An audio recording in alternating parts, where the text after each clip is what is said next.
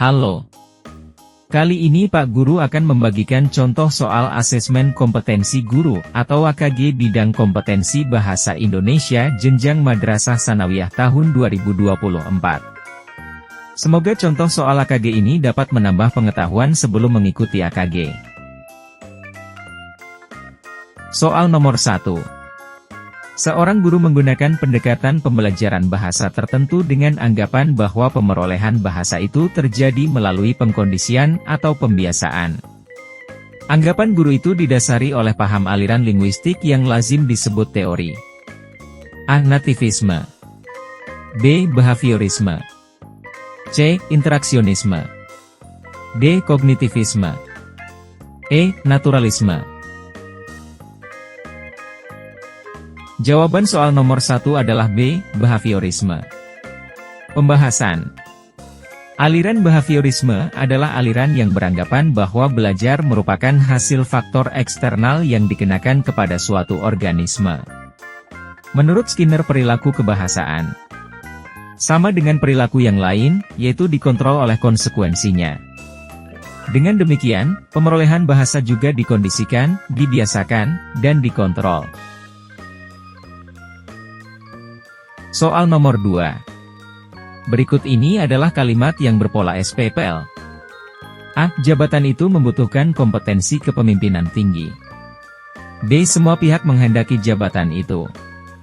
C. Jabatan itu menjadi rebutan antar departemen. D. Orang itu sudah lama menduduki jabatan itu. E. Pada dasarnya, jabatan itu kekuasaan.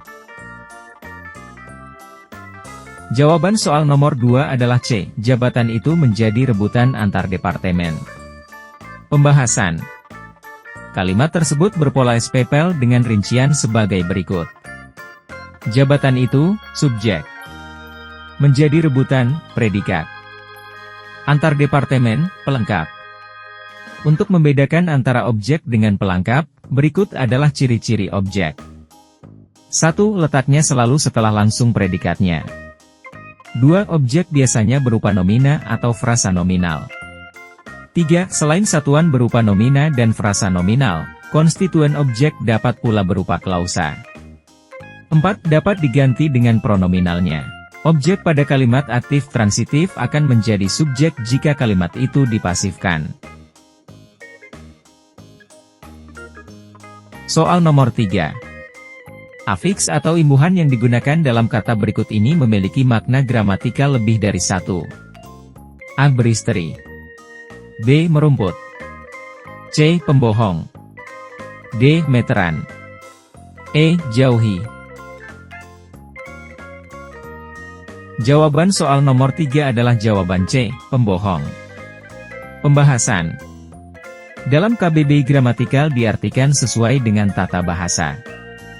Makna gramatikal ditentukan oleh perubahan kata karena proses afikasi, reduplikasi, komposisi, atau kalimatisasi. Makna dari gramatikal sendiri adalah kata yang berubah-ubah sesuai dengan konteks, berkenaan dengan situasinya, yaitu tempat, waktu, dan lingkungan penggunaan bahasa, pemakainya. Berdasarkan arti gramatikal di atas, makna kalimat gramatikal adalah kalimat yang makna katanya berubah-ubah karena mengalami proses pengimbuhan, pengulangan, ataupun pemajemukan yang disesuaikan menurut tata bahasa serta terikat dengan konteks pemakainya. Dalam soal tersebut, pilihan yang termasuk memiliki makna gramatikal ganda adalah kata pembohong, karena kata tersebut dapat diterapkan dalam kalimat dengan proses gramatikal yang berbeda dan memiliki makna yang berbeda pula. Soal nomor 4. Bacalah dengan cermat dua kalimat berikut ini. Surat kabar itu ditaruh di rak buku yang ada di ruang-ruang publik. Majalah Holistika dan Fenomena juga ada di antaranya.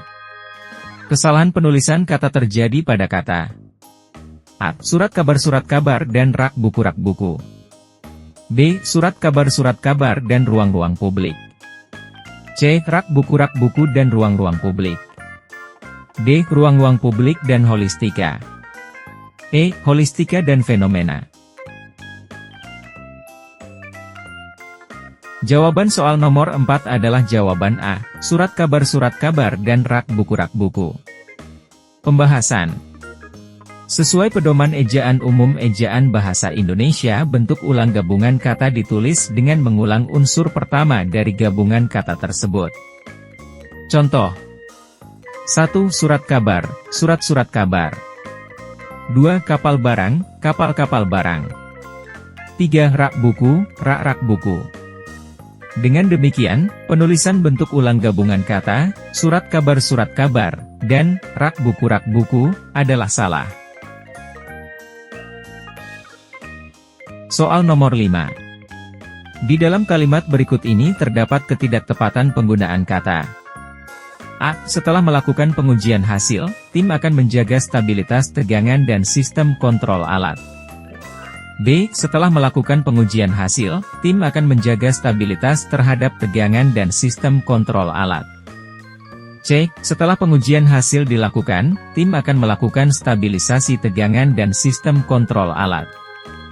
D. Setelah melakukan pengujian hasil, tim akan mengatur stabilitas tegangan dan sistem kontrol alat. E. Stabilitas tegangan dan alat kontrol dilakukan setelah melakukan pengujian hasil. Jawaban soal nomor 5 adalah B. Setelah melakukan pengujian hasil, tim akan menjaga stabilitas terhadap tegangan dan sistem kontrol alat. Pembahasan.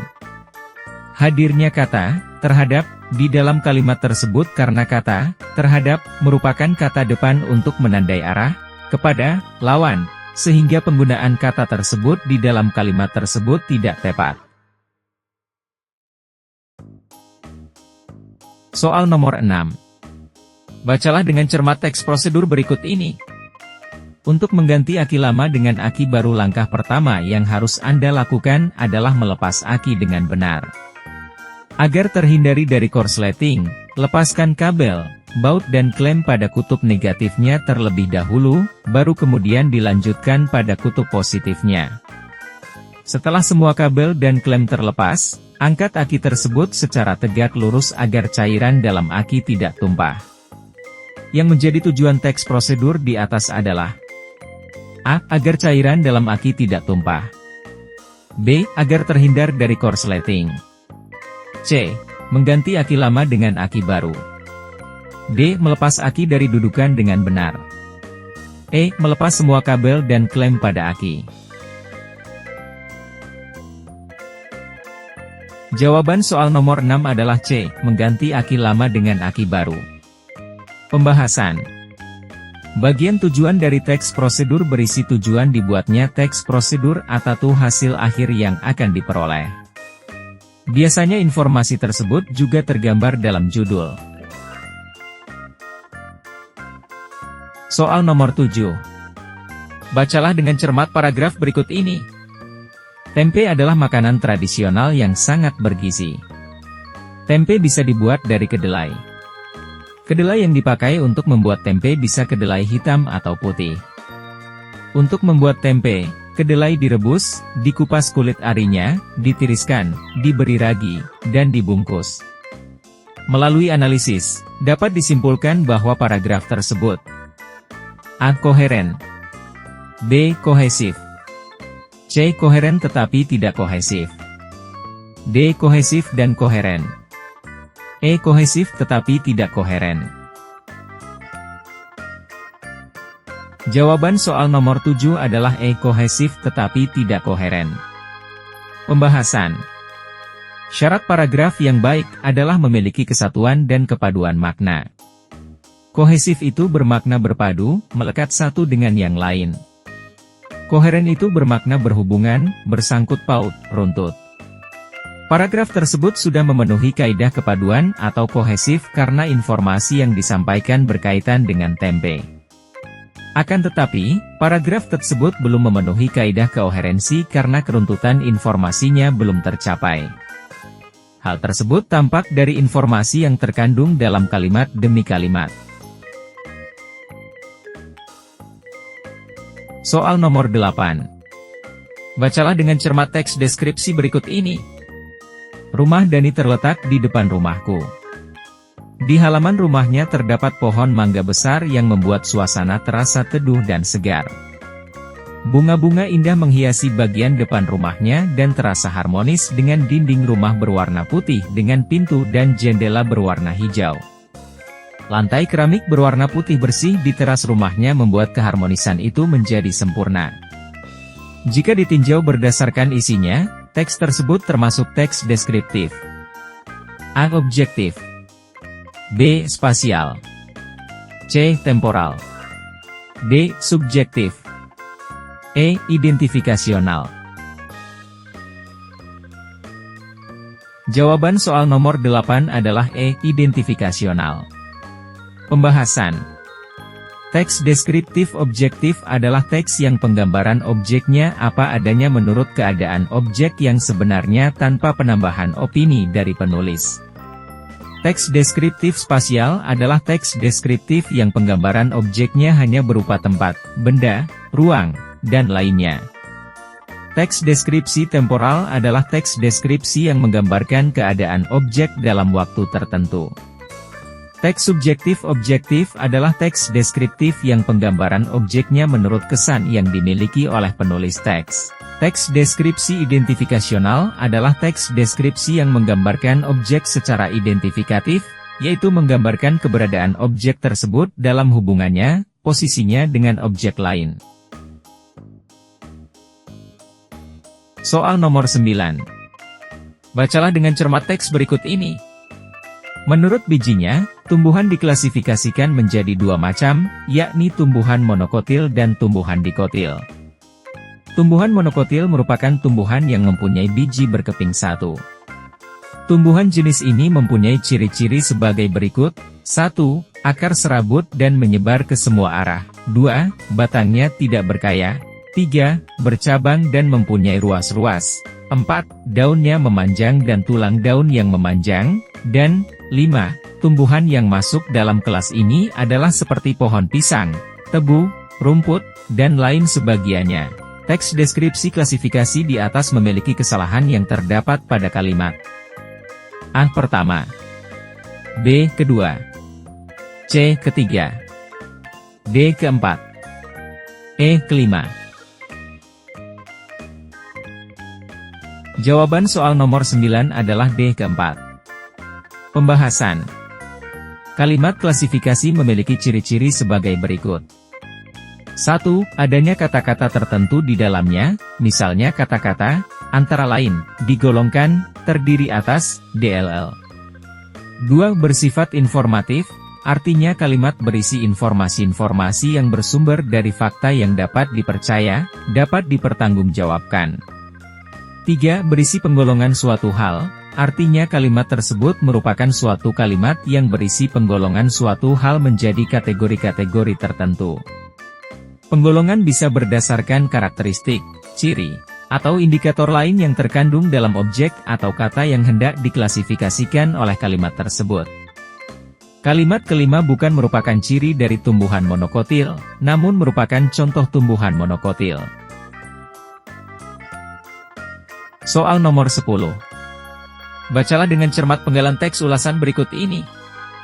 Buku kumpulan cerpen, Hujan Kepagian, ini cukup menarik karena buku ini menceritakan kesaksian tentang revolusi kemerdekaan. Di samping itu, hanya sedikit karya sastra yang menampilkan kisah-kisah di sekitar revolusi yang dialami oleh si pengarang. Selain itu, buku ini juga memiliki amanat yang mengajak kita generasi muda untuk tetap berjuang mempertahankan kemerdekaan bangsa ini dan selalu berbuat baik. Sebagai ulasan, teks tersebut belum menyampaikan A. Kelebihannya, B. Kekurangannya, C. Kekuatannya, D. Penjelasannya, E. Perbandingannya. Jawaban soal nomor 10 adalah B. Kekurangannya. Pembahasan. Ulasan harus memuat kelebihan dan kelemahan kekurangan buku.